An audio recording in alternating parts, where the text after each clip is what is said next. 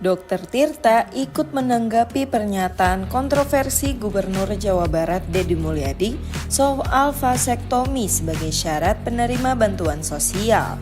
Seperti diketahui, Deddy Mulyadi juga terlibat beberapa kontroversi selain adu mulut dengan alumni SMA Negeri 1 Cikarang Utara, Aura Cinta.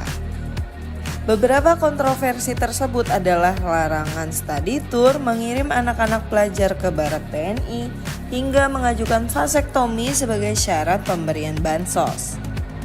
Lewat akun Twitter pribadinya, Dr. Tirta menegaskan jika memelihara kaum fakir miskin merupakan tugas negara sebagaimana yang tertuang dalam Undang-Undang Dasar 1945. Oleh karena itu, lanjut Dr. Tirta, penyelenggara negara layaknya Deddy Mulyadi tidak seharusnya abai terhadap kaum fakir miskin. Soal urusan negara terhadap fakir miskin dan anaknya itu kalau nggak salah diatur pada Undang-Undang Pasal 34, ujar Dr. Tirta.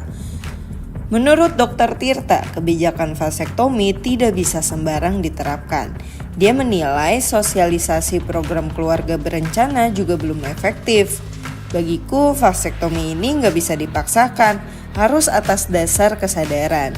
Simpelnya gini, edukasikan saja mengenai penggunaan kondom, kata Dr. Tirta. Sebagai orang lapangan, lanjut suami Nisa An-Nasr, stigma buruk soal program KB masih tersiar dan dianut oleh masyarakat. Kalau kondom aja belum efektif, apalagi ngarep vasektomi mas. Berpikirnya udah nikah kok HS nggak kondom nggak well bos, tutur Dr. Tirta.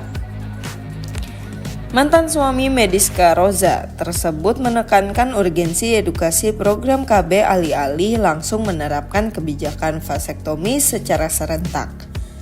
Kalau rokok ini lebih mudah edukasinya jika dibandingkan keluarga berencana, ucap Dr. Tirta, ditilik dari akun Tirta Cipeng pada Minggu 4 Mei 2025. Di samping itu, pemilik nama asli Tirta Mandira Hudi juga menerangkan dari segi medis alasan demografi tinggi di kalangan kaum fakir miskin. Nah, soal kenapa banyak orang yang finansialnya terbatas anaknya banyak, ya karena mereka anggap seks sebagai hiburan, sambung Dr. Tirta. Perihal itu, sejumlah netizen turut memberikan respon dan komentar yang beragam. Sebagian netizen tampak sependapat dengan opini Dr. Tirta. Cara mikir bahwa kemiskinan karena banyak anak aja salah, kebanyakan dari mereka udah miskin dari sebelum ada anak, tulis seorang netizen.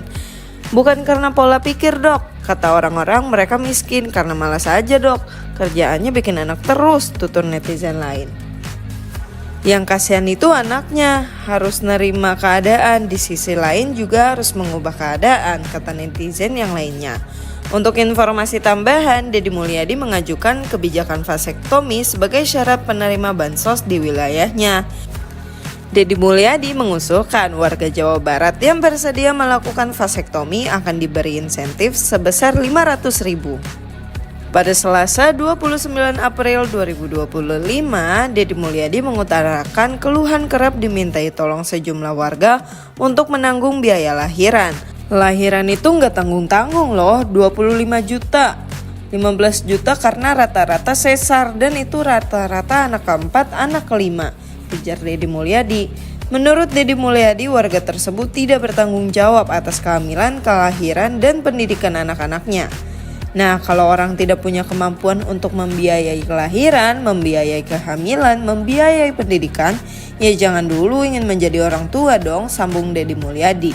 Deddy Mulyadi menambahkan anak-anak yang lahir dari keluarga prasejahtera cenderung akan miskin di masa depan. Karena hari ini kan yang cenderung anaknya banyak tuh cenderung miskin, ucap Deddy Mulyadi.